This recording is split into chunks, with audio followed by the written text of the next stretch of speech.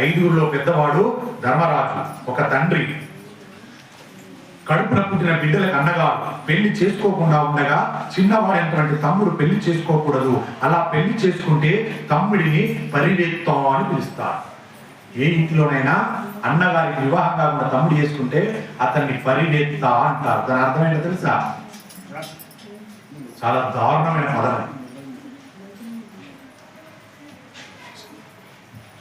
పరివేత్త అంటే కొందరు బాధపడకూడదు. దయచేసి ఒక సరే వద్దులేదు అన్నది అది పాపమైన మాట, ఇంకొకరి బాధ పెట్టాలి ఆ మాట మాట్లాడి.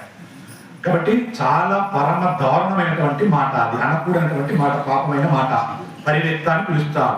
అలా తనకు పెళ్లి కాకముందే తమ్ముడికి పెళ్లి అయిపోయినా తాను పెళ్లి చేసుకోకుండా ఉండిపోయిన అన్నయ్య హోదాలో వచ్చి అక్షంతలు వేసినట్టయితే ఆయనను పరివేత్తి అని పిలుస్తారు. అలా అన్నయ్య పెళ్లి కాకుండా ఉండగా తమ్ముడు పెళ్లి చేసుకుంటే అలా పెళ్లి జరిగినప్పుడు ఐదుగురిని ఆ జన్మలో ఎన్ని పుణ్యములు చేసినా నరకములకు పంపించేస్తారు. ఆ ఐదుగురు ఎవరు?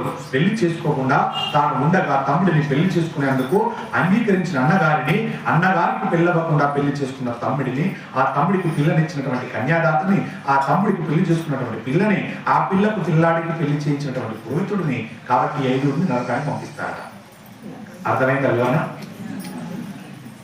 మా ఇంట్లో తమ్ముడు ఉన్నాడు, నాకు పెళ్లి చేసుకోలేక నా తమ్ముడు చేసుకున్నాడు, కానీ నేను వెళ్ళి అక్షంతలు వేసిన వేస్తే వీళ్ళు ఐదుగురు వరకు ఉన్నారు. పిల్ల తండ్రిని, పిల్లను చేసుకున్న వాడిని, పురోహితుడిని, అక్షంతలు వేసినవాడు. ఈ ఐదుగురిని నరకాన్ని పంపిస్తారట. అంటే తగు జాగ్రత్త. ఎక్కడైనా ఏ కుటుంబంలోనైనా తగు కారణము లేకుండా పెద్దవాడిని వదిలిపెట్టి చిన్నవాడికి పెళ్లి చేస్తే, ఆ పెళ్లికి ఆహ్వానం వస్తే మీరందరూ కూడా నరకానికి పోతారు. జాగ్రత్త. పొరపాటున కూడా పోకండి. తీర్మానం అయిపోయింది. ఎవరు చెప్పారు? వేదవ్యాసుడే తీర్మానం చేసి ఇచ్చాడు, పంచమ వేదంగా అందించాడు. దయచేసి ఏం కాదులే చెప్తారు అలా అనుకుని పోయారనుకోండి, తప్పదు. తగినంత కారణం ఉండాలి. ఇంట్లో పెద్దవాడికి చేయకుండా చిన్నవాడికి చేస్తున్నంటే తగినంత కారణం ఉండాలి. ఏం కారణం?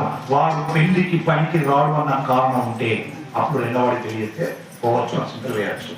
కానీ అకారణంగా పెద్దవాడిని వదిలిపెట్టి చిన్నవాడికి చేస్తే ఈ ఐదుగురిని తీసుకెళ్లి నరకంలో పడేస్తారట. తగు జాగ్రత్త. కానీ ఒక్క మినహాయింపు మాత్రం ఇచ్చారు.